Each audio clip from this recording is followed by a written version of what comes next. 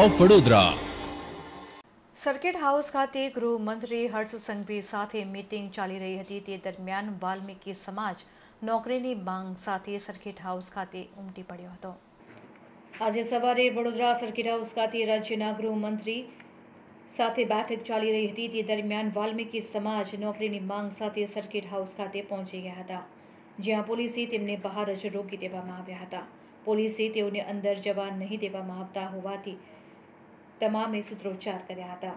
Meeting પૂર્ણ થયા બાદ લોકો દ્વારા ગાડીને રોકવામાં આવી હતી, ત્યારે ધારાસભ્ય યોગેશ પટેલને રજૂઆત કરવામાં આવી હતી અને તેની પાછળ મેયરની ગાડી આવતા જ ગાડી રિવર્સ મારતા જ વાલ્મીકી સમાજના લોકોએ ઊભા રાખવાનું કહેતા મેયર જતા રહ્યા હતા। ત્યારબાદ ભાજપ પ્રમુખ ડોક્ટર વિજય શાહને રજૂઆત કરવામાં આવી હતી। વિજય શાહે જણાવ્યું હતું કે તમારી જે માંગો છે તેને ધ્યાનમાં રાખવામાં આવશે। ગમે ત્યારે તમે મને મળવા આવી શકો છો। ત્યારે 1200 જેટલા કર્મચારીઓને નોકરી અપાઈ છે તેમ પણ જણાવ્યું હતું।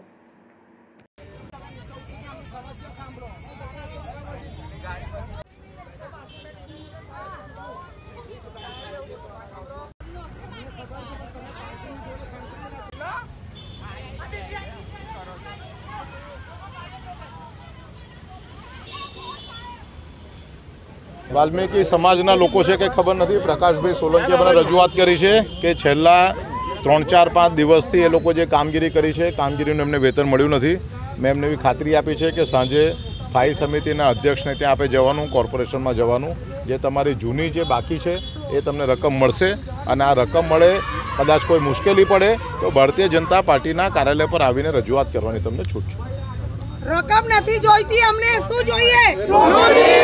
રકમ નથી જોઈતી, અમને નોકરી જોઈએ। નોકરીની માંગ એમની છે, નોકરીની માંગ એમની છે। 1200 આ બેન સદંતર ખોટું બોલે છે। 1200 લોકોને નોકરી આખા ગુજરાત આ બેન સદંતર ખોટું બોલે છે। આજ બેન સદંતર ખોટું બોલે છે। આજ વર્ષે 1200 લોકોને આજ વર્ષે નોકરી આપી છે। વડોદરા કોર્પોરેશનમાં નોકરી આપી છે। 1200 લોકોનું લિસ્ટ તમને આપી શકીએ એમ છે। બેન લોકોનું ઉશ્કેરી વિસ્તારનું વાતાવરણ ખરાબ કરવાનો પ્રયત્ન કરે છે, શાંતિ ડોળવવાનો પ્રયત્ન કરે છે। બેનને ખબર જ નથી કે વડોદરા શહેરમાં કોરોનાના સમયગાળામાં જેણે કામ કરેલું છે એ બધા જ લોકોને કોરોનાના સમયગાળામાં જેમણે કામ કરેલું છે એ બધા જ લોકોને બેનને બધી જ વાત કરવાની છૂટ છે અને બેન જે કૌભાંડો હોય બજારમાં તમને રજૂ કરવાની છૂટ છે। કોઈ પણ વ્યક્તિ તમારી વાતોથી દબાણમાં આવવાનું નથી અને જેટલા લોકો કોરોનામાં હતા એ બધા જ લોકોને નોકરી મળી છે। આવનારા સમયમાં પણ એમને નોકરી મળશે। નોકરીની પ્રક્રિયા હોય, અહીંયા આગળ લોકોને ટોળા ભેગા કરવાથી નોકરી ન મળે, નોકરીની એડવર્ટાઇઝમેન્ટ થશે, રાજ્ય સરકારમાંથી નોકરીના સંદર્ભમાં ખર્ચની મંજૂરી લેવાશે અને ત્યાર પછી જેટલી જરૂરિયાત છે તેટલા લોકોને નોકરી આપવામાં આવશે। પરંતુ જો એવું કહેવા માગતા હોય કે અહીંયા અત્યારે અમે આવેલા છે, અમે અહીંયા ઊભેલા છે અને અહીંયા જ એમને નોકરી આપવામાં આવે તે વસ્તુ શક્ય નથી। શહેરની અંદર વિજય શાહ, ડૉક્ટર વિજય શાહ જે પ્રમુખ એવું કહે છે કે 1200 માણસની જરૂરિયાત છે વડોદરા શહેરમાં અત્યારે હાલમાં, બરાબર છે, સફાઈ કર્મચારીઓની। તો તમે એવું કહે છે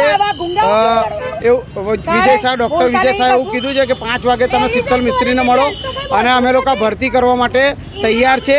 પરંતુ તમે આ શાંતિ દોરવાનું કામ કરો। શાંતિ દોરો, અમે કંઈ ગુંડા છે? અમે કંઈ આરોપીઓ છે?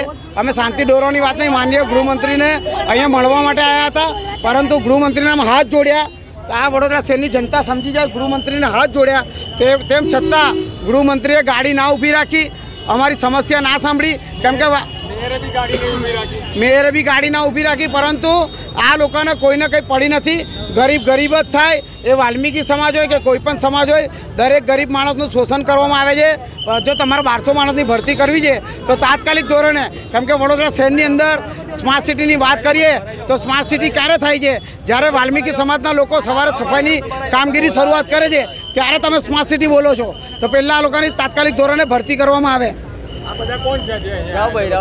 બધા વાલ્મીકી સમાજના છે અને ખાસ કરીને માનનીય પ્રધાનમંત્રીની વાત કરીએ, મુખ્યમંત્રીની વાત કરીએ, જો મહિલાઓની સન્માનની વાત કરતા હોય તો કાલે કોર્પોરેશનની અંદર મહિલાઓને બાથરૂમ ના જવા દીધા। આ 23 લાખની જનતાનું, આ એ માર્કેટ 23 લાખની જનતાનું છે, તમારું નથી। મહિલાઓના આત્મસન્માનની વાત કરો છો, મહિલાઓને શૌચાલય જવા ના દીધું। શું નામ તમારું? યોગેન્દ્ર બારોટ, સામાજિક કાર્યકર।